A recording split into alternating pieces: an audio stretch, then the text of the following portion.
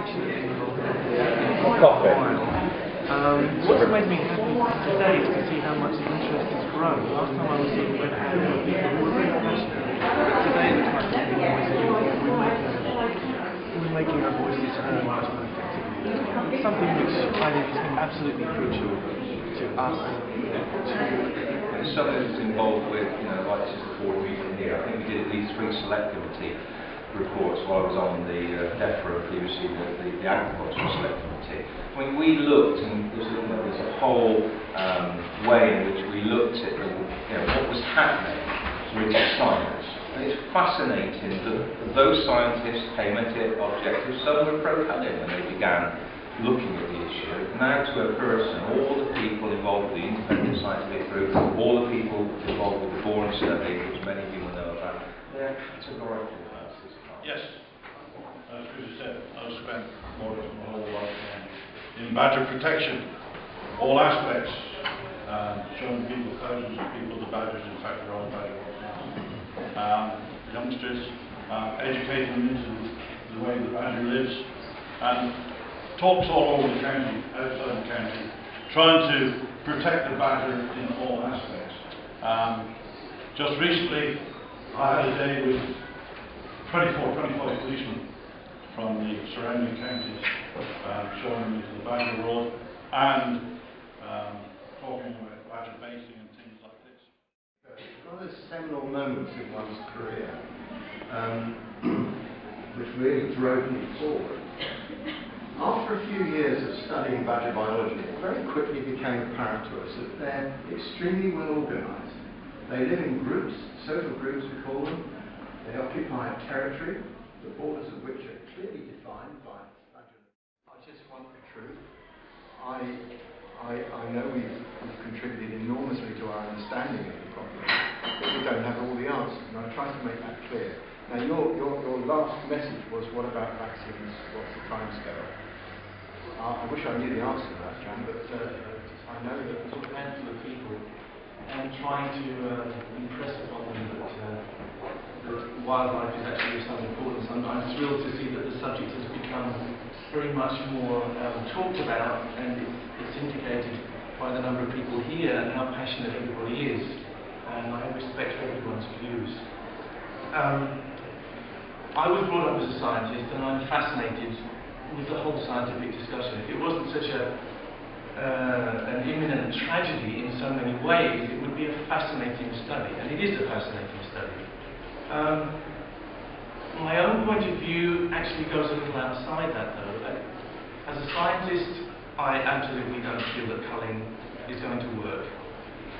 But even if I did think it was going to work, as a human being, I would be against it. The reason is, and this hasn't really been brought up, I believe that human beings are on a journey towards realizing that they are not the only important species on this planet. It might seem a little radical to say that, but in times of ancient Greece, everybody was convinced that the Earth was the centre of the universe. There is still a lingering feeling, it's called anthropocentrism, that there is this lingering feeling that the only important species on this planet, or in the universe, is human beings. I don't believe that to be the case.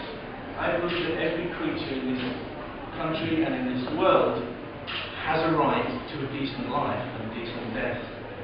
And we've been talking about badgers as a vector and as a reservoir, and wondering whether we should be killing them or not to sustain an industry. The industry is feeding human beings.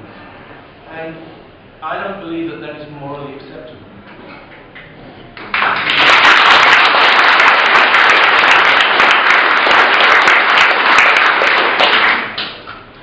If you're going to talk about science, I think you have to be in one camp or the other. If you buy this whole business of badgers wandering around and coughing and giving a disease to cows, you have to bear certain things in mind. First of all, the disease came from cows in the first place. Badgers have been in this country a lot longer than us, a lot longer than our cows. They did not have bovine TB. It's called bovine TB. It's not badger TB. If you buy this whole scenario, and there are very plausible reasons for not believing that badgers are the only means that this disease is spread. I mean, unfortunately, this idea has been promulgated a little bit by the NFU, and I say this with respect to you, Jan, and I know you're a decent human being, and we've had many discussions, but I think that the NFU is giving the impression that badgers are the whole cause of this thing. This cannot be true. There's been an outbreak recently in Cumbria. Now, unless badgers can get on buses, there is no way that badgers could have caused that spread of disease. There is no doubt that there is disease in both populations, in cows and in badgers. But I say, if you buy this whole idea of badgers being a significant vector, a significant reservoir, you have to look very carefully at what's going on and things to which a blind eye has been turned. First of all, badger baiting. Badger baiting is an appallingly cruel occupation, a kind of sport in which badgers are dug out, dragged out, in some cases nailed to trees, and dogs are put on them, their legs are broken.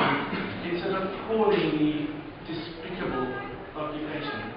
But also, if you believe in this idea of preservation, this has got to be spreading bovine TB. To condemn these two practices. One, badger baiting, which must be spreading bovine TB, and two, the illegal random, small-scale culling of farmers, because this has to be detrimental too. And if the NFU wants us to believe that they are serious about doing everything they can to stop the spread of this disease, they have to condemn these two activities. I would just like to throw it out to them. I don't know if you want to answer me now. No, I just think we do. You do? Yeah. I haven't seen it. Is that official?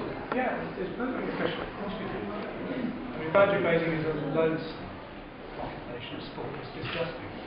It is, officer. And I totally agree with you. And we know from all our understanding that individual illegal trapping of badgers, killing of badgers is useless. But it's worse than useless, isn't it? Yeah, that's absolutely. Because the very point of it is actually multiplies the disease in the local area. But I don't see this in the farming press. I don't see a condemnation of people who are taking the law into their own hands. Yes, before what you just said, Brian, being an ex-governor, we might really on the have meetings with 24, 25 police officers from the local county and surrounding counties. Anyone, if you have any information about anybody, landowners, farmers, anyone, baiting badgers, blocking badger sets, illegally killing badgers in any way, just give me a ring. If you haven't got my number, British Telecom Pakistan will give you my number. I think Chris has underlined the fact that science has been misused, and I think that's a tragedy too. I think science has also been misunderstood. I think there is also a certain amount of willingness to pervert the perception of science. We have to be very clear here. There is a difference between scientific evidence and scientific theories. Scientific theories, people can make models, I can make a model, you can make a model. It's a theory, and we can predict from these theories.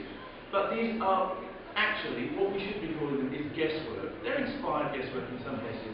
The only hard evidence that we have is the RBCT, because it's the only scientific experiment that's been done on badgers in which there are control groups, and nobody's saying that the RBCT is perfect, and I would agree with that, but it is the only hard evidence we have.